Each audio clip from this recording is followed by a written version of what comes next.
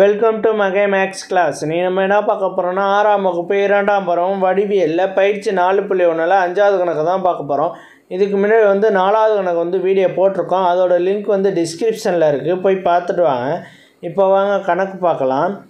5வது கணக்கு, கோணங்களின் அடிப்படையில் கொடுக்கப்பட்டுள்ள முக்கோணங்களை குறுங்கோணம் அல்லது செங்கோணம் அல்லது விரிகோண முக்கோணம் என வகைப்படுத்துக.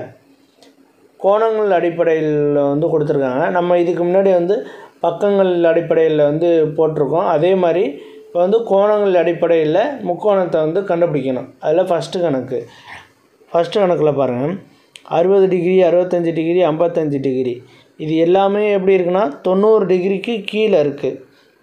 90 டிகிரிக்கு கீழேயும் 0 டிகிரிக்கு மேலேயும் இருந்துச்சுன்னா அந்த கோணம் என்ன கோணம்னா, அந்த முக்கோணம் குறுங்கோண முக்கோணம்.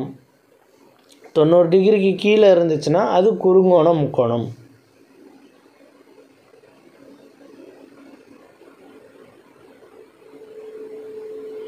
குறுங்கோண முக்கோணம். அடுத்து பாருங்கள், ரெண்டாவது கணக்கை பாருங்கள்.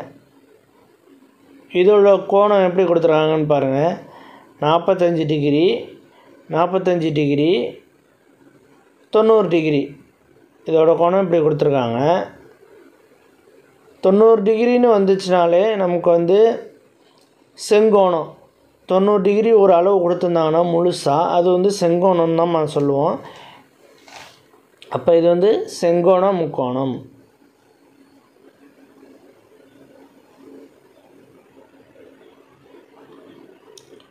செங்கோண முக்கோணம்.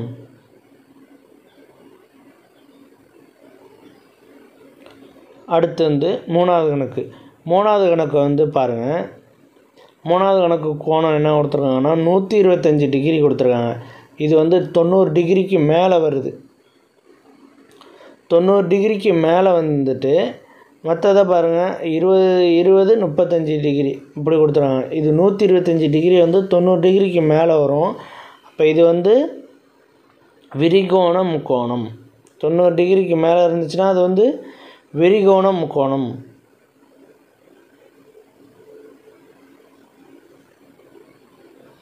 விரிகோண முக்கோணம்.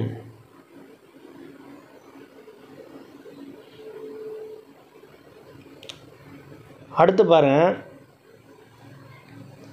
அடுத்து நாலாவது கணக்கு அளவை பாருங்கள். 50 டிகிரி 70 டிகிரி 60 டிகிரி இது எல்லாமே எப்படி இருக்குது? 90 டிகிரிக்கு கீழே இருக்குது. இது எல்லாமே 90 டிகிரிக்கு கீழே இருந்தாலே நம்ம என்ன சொல்லியிருக்கோன்னா குறுங்கோணம்னு சொல்லியிருக்கோம். ஏற்கனவே நம்ம 1வது கணக்கு பார்த்துருக்கோம். இது குறுங்கோணம்னு. அப்போ இது குறுங்கோண முக்கோணம். குறுங்கோண முக்கோணம். 4வது கணக்கு குறுங்கோண முக்கோணம். இது கோணங்கள் அடிப்படையில் கண்டுபிடிச்சாச்சு. மறுதிருப்பியும் ஒன்று சொல்கிறேன், இதோட கோணங்கள்லாம் பாருங்கள். 90 டிகிரி கீழே இருந்தனால இது குறுங்கோண முக்கோணம். இது ஒன்றுத்தோட கோணம் 90 டிகிரி கொடுத்துருந்தாங்கன்னா அது செங்கோண முக்கோணம்.